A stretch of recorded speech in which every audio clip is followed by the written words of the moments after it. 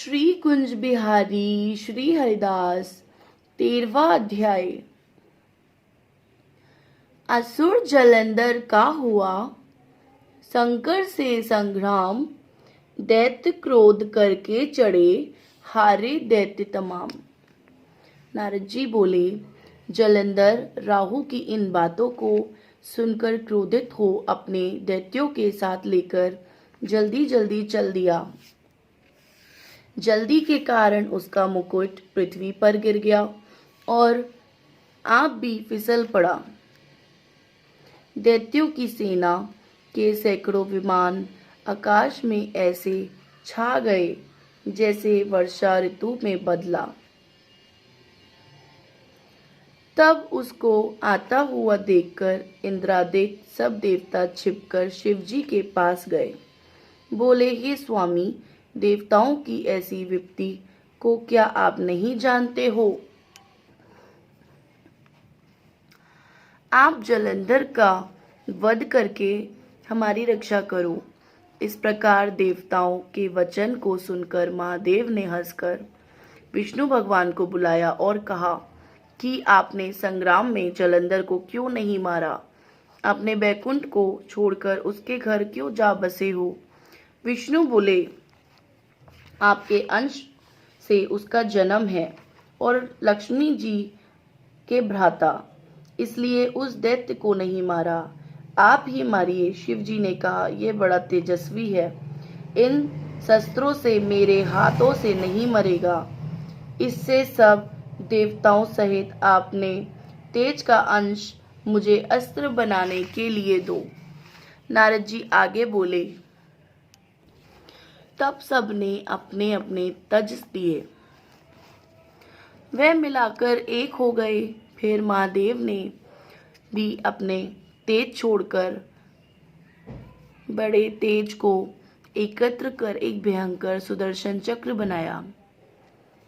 बाकी बचे तेज से इंद्र ने भी वज्र बनाया, किंतु जब करोड़ों हाथी, रथ और सेना समेत जलंधर कैलाश के पास की भूमि में दिखाई दिया, उसको देख सभी देवता जैसे आए वैसे ही छिपकर चले गए। शिवजी के गण नंदी, गणेश, स्वामी, कार्तिक आदि सब देवता महादेव की आज्ञा से युद्ध के लिए आए। वीरों को प्रसन्न करने वाले भेरी, मृदंग और शंख ध्वनि तथा हाथी घोड़ा रथों के चलने से भूमि से कांपने लगे। शक्ति तोमर, बाण, मूसल, फरसा आदि शस्त्रों से आकाश भर गया।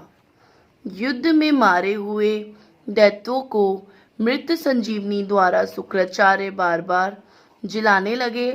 देवों ने शिव के पास जाकर शुक्राचार्य का सब चरित्र कहा।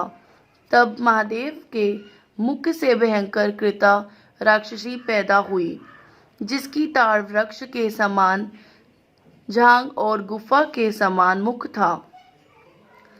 वह उस युद्ध में आकर असुरों का भक्षण करने लगी और शुक्राचार्य को अपनी भग में धर आकाश में अंतर्ध्यान हो गई। अब देवता शुक्र को पकड़ हुआ देख आनंद से दैत्यों को मारने लगे। शिवजी के गणों से भयभीत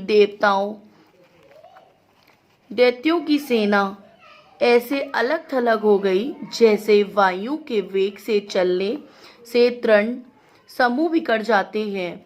गणों के भय से भागी सेना को देखकर सेनापति निशुभ, शुभ और कालनेमी आदि क्रोध करके युद्ध में गए।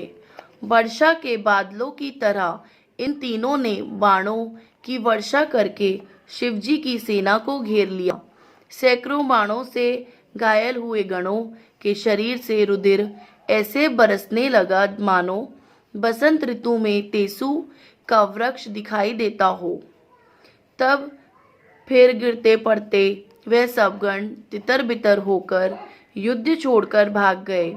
फिर नंदी, गणेश और स्वामी कार्तिक अपने सेना को भगी हुई देखकर क्रोध करके वेग से बढ़े और दैत्यों को बलपूर्वक रोक दिया। इसी भांति 13वां अध्याय का समापन होता है। श्री कुंज बिहारी श्री हरिदास।